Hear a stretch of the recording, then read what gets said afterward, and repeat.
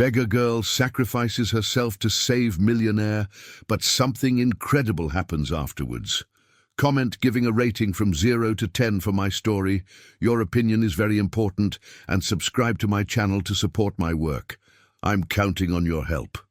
The scream sliced through the muggy afternoon air like a knife, echoing through the streets of the quaint historic town at precisely 3 o'clock. The widowed millionaire in his 30s nearly spilled his coffee as he stepped away from the window of his luxury condo. It was always at the same time, always with the same desperate intensity. For 3 weeks straight, that sound had been coming from the clapboard house across the street, a faded yellow 2-story structure with peeling blue window frames that clashed with the sleek elegance of his modern building. His striking leading man features and elegant bearing, which drew attention wherever he went, couldn't conceal the melancholy he carried since his wife's passing 2 years prior. As owner of the family's construction company, one of the largest businesses in the region, he was used to solving complex problems, but he preferred to stay away from other people's dramas. Especially after 5 years living alone, immersed in business deals and investments that multiplied his fortune day after day. Across the street, inside the clapboard house, the 4-year-old girl cowered in the corner of the kitchen, her frail appearance making her look barely 2 years old due to severe malnutrition.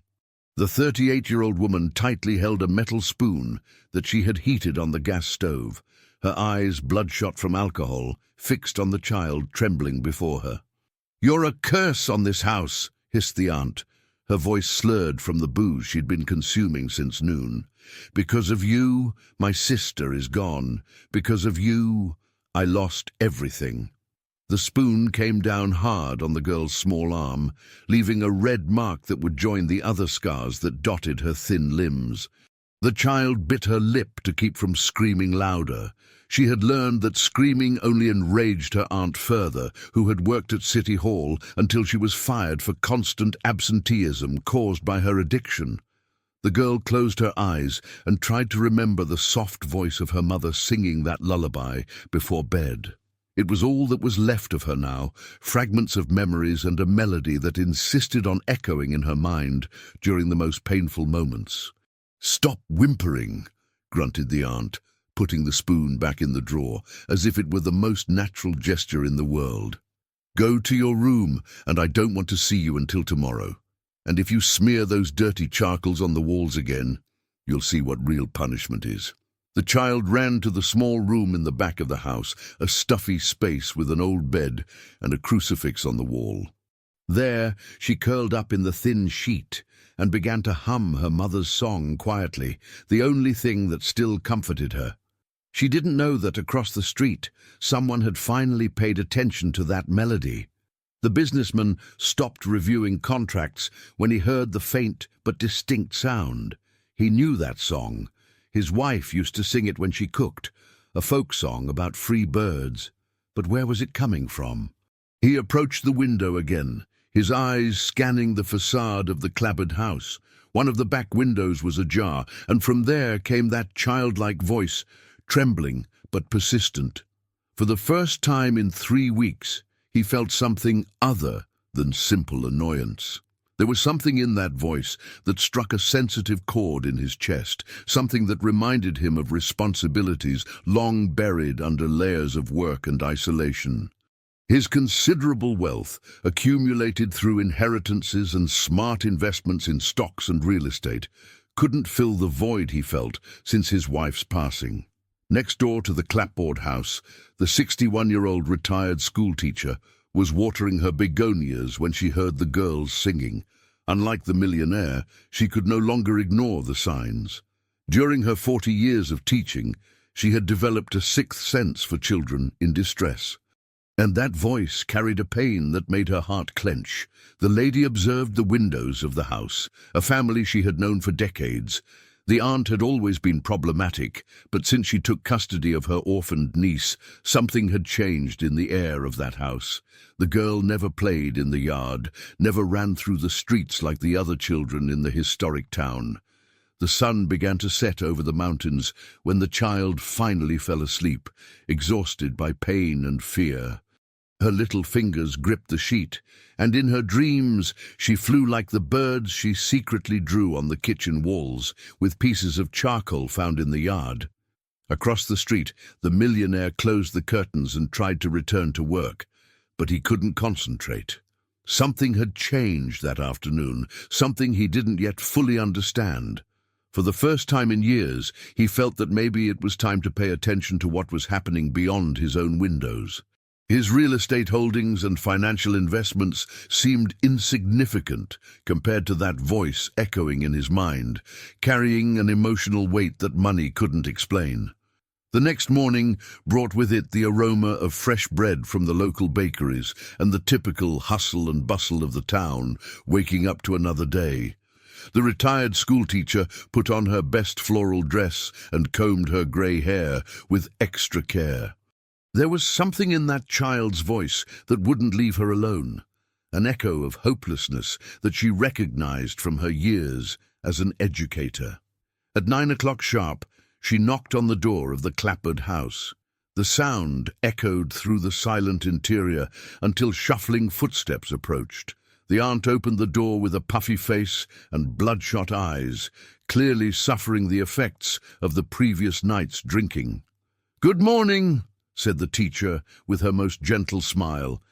"I came to pay a courtesy visit. It's been so long since we've had a proper conversation." The woman hesitated, running a hand through her disheveled hair. "Oh, Mrs. Davis, it's not a good time. The house is a mess." "Nonsense, dear. We've been neighbors for so long." The lady took a step forward, forcing the aunt to retreat. "And I would very much like to meet your niece. I heard she's an adorable little girl." The aunt's face hardened for an instant before forcing a weak smile. "The child is sick, high fever. Better not get close." At that moment, a soft noise came from the kitchen, the sound of something being dragged on the floor.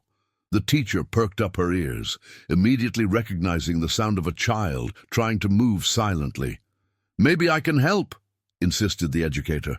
"I have experience with sick children. I raised 3 kids, you know how it is." "No need, no," replied the aunt quickly, blocking the entrance with her body. "I already took her to the doctor. It's just a flu. It'll pass soon." The teacher noticed the woman's nervous hands, the way she avoided eye contact, and especially the strong smell of alcohol emanating from her even though it was so early. All the signs she had learned to recognize during decades of dealing with troubled families. Across the street, the millionaire watched the scene from his window while having breakfast. He had woken up earlier than usual, disturbed by confusing dreams where a child's voice mingled with memories of his deceased wife. When he saw the teacher at the door of the clapboard house, a strange curiosity washed over him. The educator finally said goodbye to the aunt, but not before casting an investigative glance into the interior of the house. There was something deeply wrong there, and her experience told her that a child was suffering. As she walked back to her house, she decided that she needed to find a way to verify her suspicions. Inside the clapboard house, the aunt slammed the door shut and went to the kitchen, where she found the girl crouching behind the table trying to hide. The child had tried to reach a glass of water from the sink, but her height didn't allow it, and she had knocked over a chair in the process. "Didn't I tell you to stay in your room?" snarled the woman, her irritation intensified by the hangover and the unexpected visit. "I was thirsty, Auntie," mumbled the girl, her big eyes fixed on the floor. "Thirsty?" The aunt laughed bitterly. "You want water? Then go get it in the yard. And since you like making so much noise, you can stay out there until I decide you can come in." The child went out to the small backyard, a space surrounded by high fences and dominated by a single apple tree. There, she sat on the dirt and began to draw with a piece of charcoal that she had found near the gas stove. It was always birds, small, big, some flying, others perched on imaginary branches. Each stroke represented her dream of freedom, of flying away from that house where pain was her only constant companion. The hours passed slowly. The aunt had locked the back door, leaving the girl in the yard under the hot midday sun. The child began to feel dizzy, but she knew that knocking on the door would only result in more punishment. So she began to sing her mother's song softly, the melody being her only source of comfort. It was that melody that reached the ears of the businessman again. This time he couldn't ignore it. There was something too familiar in that voice, in that specific song. He took his cell phone and, almost without thinking, began to record. He didn't know exactly why, but an instinct told him that he might need that evidence. While recording, fragments of memories began to fall into place in his mind. His former employee used to hum that same song while working. She had been an exemplary employee until she disappeared abruptly 5 years ago. A kind woman who always spoke fondly about her little daughter. A girl named... "It's her," murmured the millionaire, his cell phone trembling in his hands. His ex-employee's daughter was called exactly that. The realization hit him like a punch in the stomach. The child suffering in the house across the street was the daughter of his former maid, the kind woman who had worked for him for 3 years before simply disappearing. How hadn't he made that connection before? The businessman put away his cell phone and began to pace back and forth in his apartment. He vaguely remembered the employee mentioning family problems, a sister she didn't get along with, financial difficulties. But he was so absorbed in his own problems at the time, the growing conflicts with his wife, the problems in the company, that he hadn't paid due attention. Now, 5 years later, his former employee's daughter was across the street, and from the sounds coming from that house, she wasn't in a good situation. The guilt he carried for the loss of his wife multiplied, now including regret for not having helped when she clearly needed it. His considerable fortune, built through investments in stocks and real estate that generated substantial profits, seemed insignificant compared to this devastating discovery. At 3 o'clock sharp, the screams started again. This time, the millionaire didn't step away from the window. He watched with growing horror as through the kitchen window of the clapboard house he saw a female silhouette moving aggressively. He took his cell phone again and started recording, this time with more determination. What he saw through the cell phone screen made him nauseous. The aunt was holding something in her hands. It seemed to be a kitchen utensil, and gesticulating violently towards a small figure that he could barely distinguish. The girl's screams echoed through the afternoon, and this time the businessman couldn't pretend they were just childish tantrums. When the silence returned, he remained at the window for a few more minutes, his heart pounding in his chest. He had just witnessed something that would change everything. His assets and considerable net worth seemed useless in the face of the powerlessness he felt. The question now was, what would he do with that information? 3 days had passed since the millionaire discovered the child's identity, and guilt consumed him like a slow fire. During those days, he had systematically documented the episodes of violence, always at 3 o'clock, always with the same methodical brutality. His collection of videos and audios grew, but his courage to act remained paralyzed by the same emotional inertia that had haunted him since the night he lost his wife. On that Thursday morning, the retired schoolteacher made a decision that would change the course of everything. She had spent the night awake, tormented by the certainty that a child was suffering just a few feet from her house. Her 4 decades as an educator had taught her to recognize the signs, and all of them were present in the clapboard house.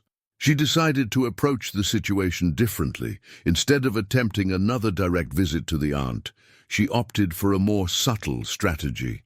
At 7 in the morning, she positioned herself in the side yard of her house, the place from where she had the best view of the backyard of the clapboard house. What she saw horrified her. The girl was sitting under the apple tree, completely alone, wearing only a torn t-shirt and underwear. Her small arms were marked by obvious burns, some still red and inflamed. The child was drawing in the dirt with a piece of charcoal, creating shapes that the teacher recognized as birds. "My God," whispered the educator, her hands trembling as she held the fence that separated the yards. It was worse than she imagined, much worse. The girl looked up and saw the lady watching her. For a moment the two stared at each other in silence. Then, to the teacher's surprise, the child smiled, a weak but genuine smile, and waved shyly. "Hi, Grandma," said the girl in her tiny voice, using the affectionate term she gave to all elderly ladies. "Hi, sweetheart," replied the teacher, struggling to keep her voice steady. "Are you all right?" The child glanced quickly at the windows of the house before answering. "I'm fine. I'm just drawing birdies." "That's nice. Do you like birds?" "I like them a lot. They can fly wherever they want," replied the girl, her big eyes shining with a sadness that broke the teacher's heart. At that moment, the aunt's harsh voice echoed from inside the house. "Where are you, girl?" The terror that instantly took over the child's face said everything the teacher needed to know. The girl quickly got up, wiped her hands on her t-shirt, and ran inside the house, but not before glancing once more at the educator with an expression that screamed for help. The teacher remained in the yard for a few more minutes, processing what she had seen. The burns, the fear, the way the child reacted to the aunt's voice, everything confirmed her worst fears. She could no longer pretend she didn't know what was happening. Meanwhile, across the street, the businessman had witnessed the entire interaction.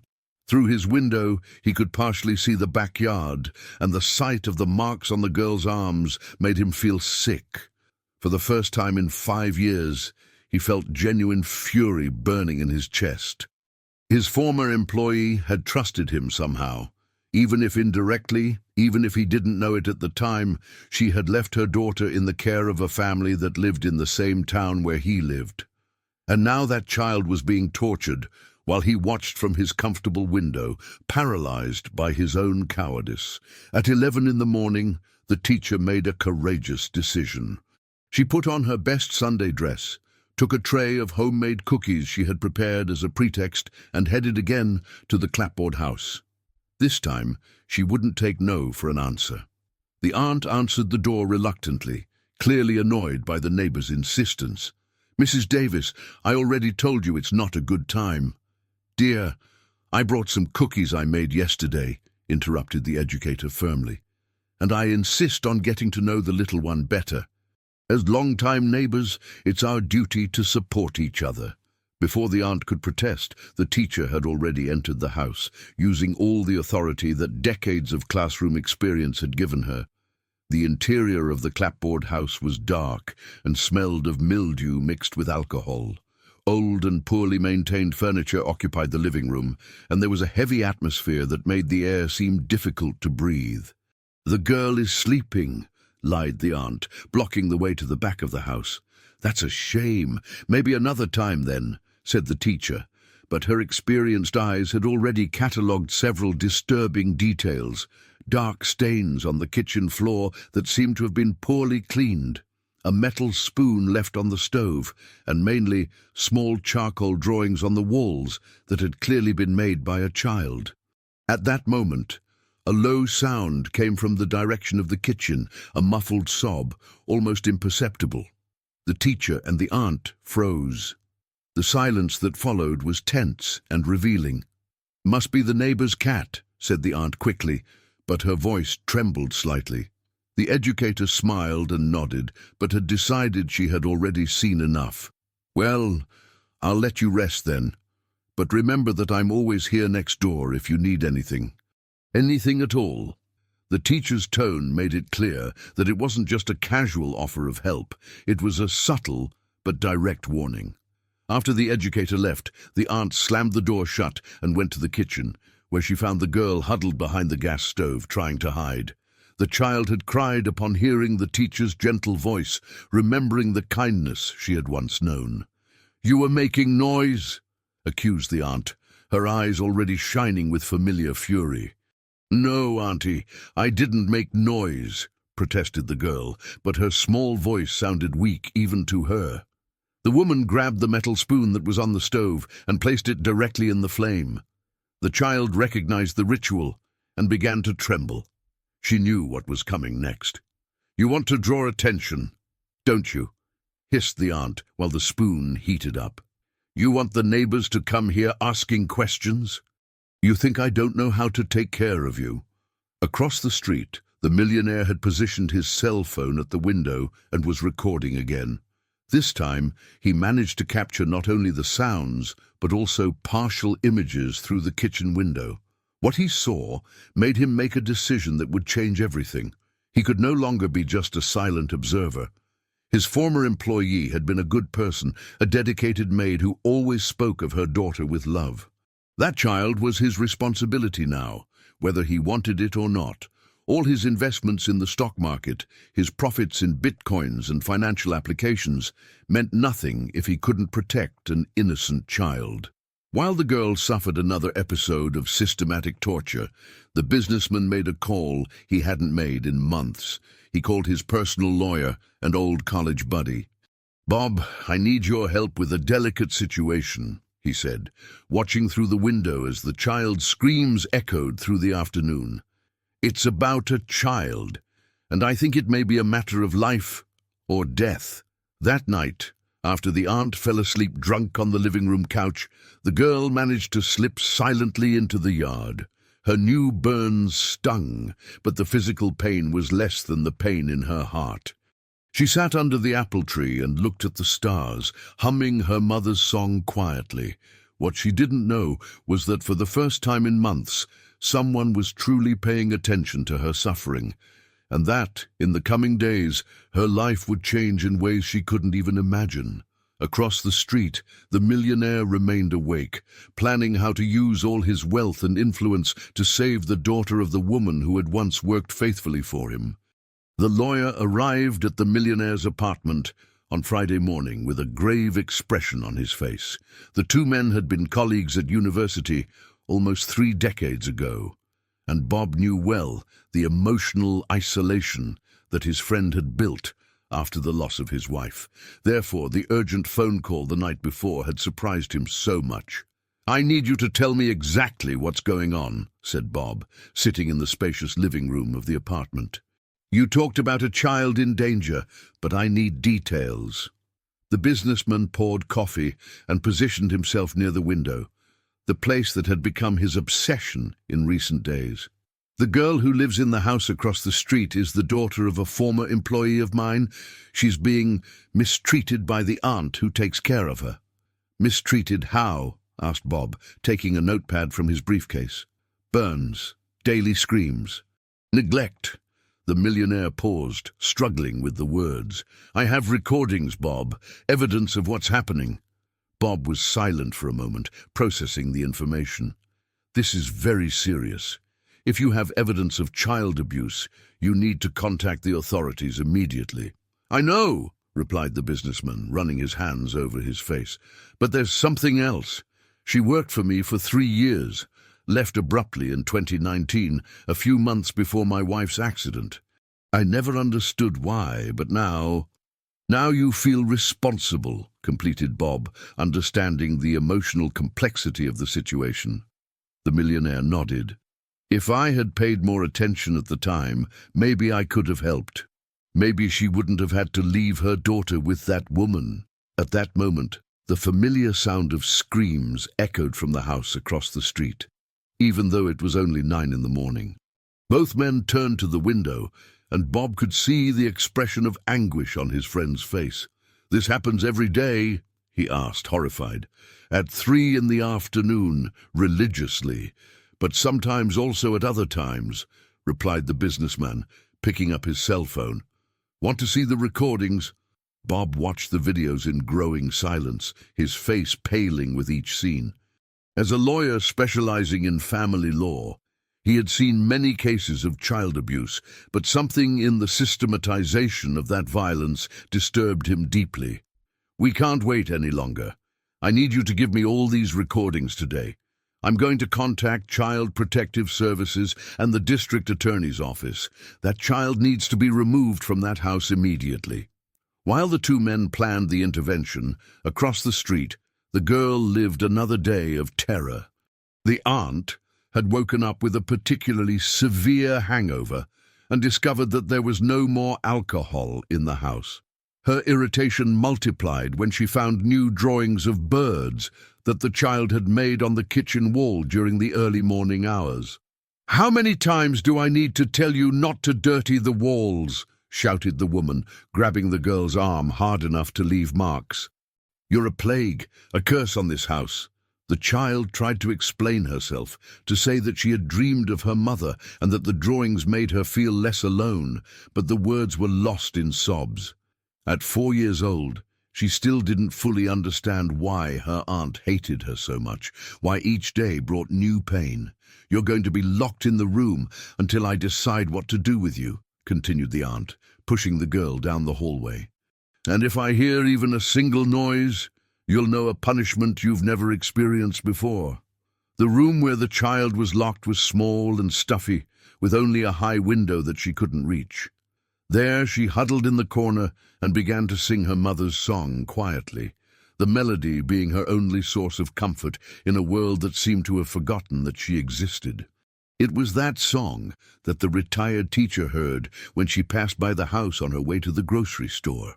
The educator had spent the entire night thinking about the conversation with the girl in the backyard, the marks she had seen on the child's arms, the atmosphere of fear that permeated that house. The teacher stopped in front of the gate and listened. The girl's voice was weak, but filled with a sadness that made the educator's heart break. At that moment, she made a decision that would change everything. Instead of going to the grocery store, the teacher headed straight to the town hall, where the small office of Child Protective Services was located. She knew well the caseworker, Sarah Miller, a former student of hers who had dedicated herself to the protection of vulnerable children. "Sarah, I need to talk to you about a very serious situation," said the educator, entering the office without ceremony. Sarah looked up from the papers she was analyzing. "Mrs. Davis, it's good to see you. What brings you here today?" "A child in danger, my neighbor. I'm sure she's being mistreated." Sarah straightened up in her chair, her expression becoming immediately serious. During her 5 years as a caseworker, she had learned to recognize when a complaint was serious, and the teacher wasn't the type of person who would make frivolous accusations. "Tell me everything," said Sarah, picking up a complaint form. While the teacher reported her observations across town, Bob was in a similar meeting in the district attorney's office. District Attorney Michael Thompson listened attentively while Bob presented the evidence collected by the Millionaire. "This is compelling evidence," said the DA, examining the videos on Bob's cell phone. "I'm going to order an immediate investigation and request the removal of the child from the family environment." "How long will this take?" asked Bob, worried. "With this evidence, we can act today," replied Michael. "I'm going to contact Child Protective Services now." Thus, by a coincidence that would change the girl's destiny, 2 simultaneous complaints arrived at Child Protective Services on the same morning. Sarah was finishing noting the teacher's report when her phone rang. Child Protective Services, Sarah Miller speaking. "Sarah, this is DA Michael Thompson. I need you to make an urgent intervention in a house on Elm Street. We have evidence of serious child abuse." Sarah paused, her pen suspended over the paper. "Is that number 127, the yellow clapboard house?" "Exactly. How did you know?" "I just received a complaint about the same house," replied Sarah, looking at the teacher with surprise. 2 independent sources. That confirms the seriousness of the situation. At 2 in the afternoon, a coordinated operation was being set up. Sarah, accompanied by 2 social workers and a law enforcement officer, was heading to the street. The teacher had offered to accompany the team, using her experience with traumatized children. The Millionaire watched everything from his window, his heart pounding in his chest. Finally, after days of paralysis, he had managed to act. Bob was by his side, both witnessing the moment that would change the child's life forever. "You did the right thing," said Bob, placing his hand on his friend's shoulder. "I hope it's not too late," replied the businessman, his eyes fixed on the team approaching the clapboard house. In the house, the aunt had gone out to buy alcohol at the liquor store, leaving the girl locked in the stuffy room. The child continued to sing softly, without knowing that her life was about to change radically. When Sarah knocked on the door of the clapboard house and received no response, she used her legal authority to enter the property. What they found inside surpassed even their worst expectations.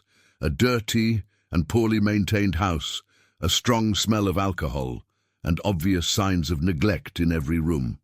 It was the teacher who first heard the weak voice coming from the room in the back. "There's someone here," she said, guiding the team down the hall. When they opened the door of the room and found the girl huddled in the corner singing her sad song, everyone present felt a pang in their hearts. The child looked up with big, frightened eyes, without understanding who these people were or what they wanted from her. "Hi, honey," said Sarah, crouching down to be at the child's height. "My name is Sarah. We've come to help you." The girl looked at the teacher, recognizing the kind lady who had talked to her in the yard. A glimmer of hope shone in her eyes, but was quickly replaced by fear. "Auntie's going to be mad," she whispered. "You don't need to worry about that now," said the teacher, reaching out to the child. "We're going to get out of here, okay?" And so, after months of silent suffering, the girl was finally removed from the house where she had known only pain and fear. Across the street, the millionaire watched from the window, tears running down his face for the first time since his wife's passing. In the months that followed, the child's life was completely transformed. The businessman, using all his wealth accumulated in investments and stocks, ensured the best medical and psychological treatment for her. They discovered that the girl possessed an exceptional memory and a brilliant intelligence, which had been suppressed by the trauma. The aunt was permanently removed from her care, receiving treatment for alcoholism. Even more surprising was the discovery that the girl had a living paternal grandmother, a sweet lady who had been prevented from seeing her granddaughter by the alcoholic aunt. The family reunited, and the millionaire ensured that both had a comfortable and safe life. 2 years later, the child lived in a beautiful house with her grandmother, attended an excellent private school paid for by the businessman, and had developed an extraordinary talent for art. Her bird drawings now adorned the walls of her own home, symbols no longer of imprisonment, but of hard-won freedom. The millionaire visited regularly, becoming a father figure to the girl, who finally knew the love and protection that every child deserves. His fortune, once empty of purpose, now had a profound meaning: to protect and nurture a precious life that had almost been lost. And so, a small voice singing a sad song transformed into the beginning of a new family, built not by blood ties, but by the even stronger bonds of love and human compassion.